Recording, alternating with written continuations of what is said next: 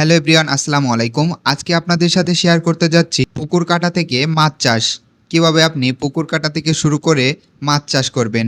তো আর দেরি না করে চলুন ভিডিওটা শুরু করা যাক।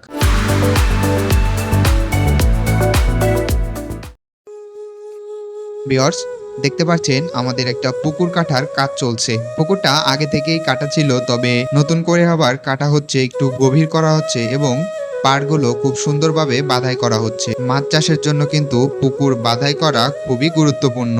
এরপর পুকুর কাটার কাজ শেষ, এবার শুরু হলো পাড় তৈরি।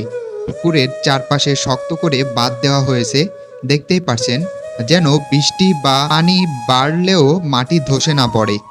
প্রতিটা পাড় সমান করে গড়ে তোলা হচ্ছে, যাতে পানি বেশি থাকলেও নিরাপদ থাকে পুকুরের গঠন।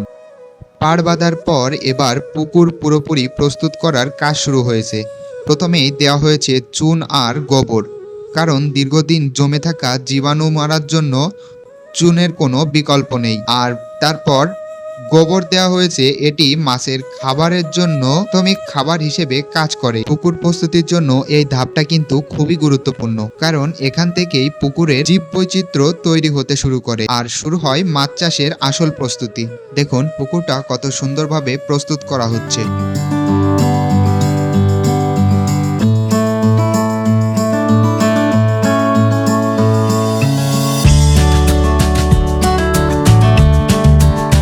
পুকুরে চুন আর গোবর সার দেওয়ার পর কিছুদিন রেখে শুরু হলো পানি ভরাট করার কাজ। দেখতেই পারছেন পানি দেওয়া হচ্ছে পুকুরে। এই দেখুন পাইপ দিয়ে কিন্তু পরিষ্কার পানি পুকুরে ভরাট করা হচ্ছে। পানি তোলার সময় খেয়াল রাখা হচ্ছে যেন সেটা পরিষ্কার হয়, দূষিত না হয়, কারণ এই পানির ওপরই নির্ভর করবে মাছের জীবন, তাদের বৃদ্ধি হার, পুরো চাষ। পুকুরের যখন পানি জমে একটা গভীরতা নিচ্ছে, তখন মনে হয় আস্তে আস্তে একটা স্বপ্ন চোখের সামনে বাস্তব হয়ে উঠছে। তো পুকুরে পানি ভর্তি করা হয়ে গেলে কিন্তু দেখতে পাচ্ছেন পুকুরে মাছ ছাড়া হচ্ছে।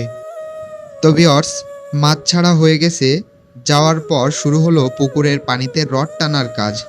এই কাজটা খুবই গুরুত্বপূর্ণ, কারণ পুকুরের তলদেশে যদি কোনো গ্যাস বা অপ্রয়োজনীয় পদার্থ জমে থাকে, সেটা উঠে আসতে শুরু করবে। রড দিয়ে পানির তলদেশে সারা পুকুর কিন্তু টানা হচ্ছে, যেন পানির নিচে স্তরগুলো একসাথে মিশে গিয়ে কোনো ক্ষতিকারক গ্যাস বা বিষাক্ত পদার্থ ভেসে ওঠে। এটা মাছের জন্য খুবই উপকারী, কারণ এতে পানির পরিবেশ সঠিক হয়ে যায়, মাছেরা সুস্থভাবে বাঁচতে পারে। তো দেখতে পাচ্ছেন রড টানার কাজটা কিন্তু ইতিমধ্যে শেষ হয়ে গেছে। এখন কাজ হলো মাছকে খাবার দেওয়ার পালা। তো চলুন দেখি। এখন শুরু হলো মাছের খাবার দেওয়ার প্রস্তুতি। খাবারের বস্তা নিয়ে আসা হলো পুকুর পাড়ে। বস্তা খুলে ভেতরের খাবারগুলো বের করা হচ্ছে। এগুলো শুধু শুকনো খাবার না, বরং কিছুটা ভেজানো হচ্ছে, যাতে মাছ সহজে খেতে পারে। একটা গুরুত্বপূর্ণ অংশ, কারণ মাছের জন্য তাজা এবং ভেজানো খাবার খুবই উপকারী। মাছের খাবার নিয়মিত দেওয়ার মাধ্যমে আমরা নিশ্চিত করছি তারা সুস্থ থাকবে, বেড়ে উঠবে এবং ভালো ফলাফল পাওয়া যাবে। এভাবে মাছগুলো সঠিক সময় ও সঠিক পরিমাণে খাবার দেওয়া হচ্ছে, যেন তাদের বৃদ্ধি ও স্বাস্থ্যের কোনো ক্ষতি না হয়। দেখতে পাচ্ছেন খাবারগুলো কিন্তু ভেজানো হচ্ছে। তারপর এই খাবারগুলো ভিজে গেলে মাছেদেরকে খাইতে দেওয়া হবে। ভিউয়ার্স, খাবার ভেজানো হয়ে গেছে। এখন দেখতে পাচ্ছেন মাছকে খাবার দেওয়ার জন্য কিন্তু হাঁড়িতে করে খাবার নিয়ে যাচ্ছে। তো চলুন কিভাবে খাবার দিই আমরা একটু দেখি। প্রথমেই খাবারগুলো কিন্তু হাঁড়িতে পানি দিয়ে দেখতে পাচ্ছেন সব খাবারগুলো এক হাঁড়ি পানিতে কিন্তু মিশিয়ে নিচ্ছে।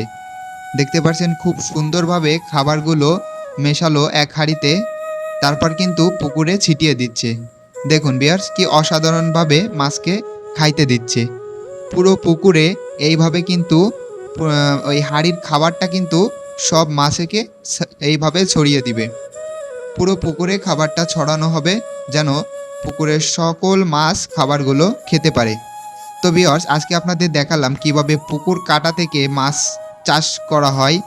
তো ভিডিওটা ভালো লাগলে আমাদের পেজটিতে একটা ফলো দিয়ে আমাদের সাথেই থাকবেন।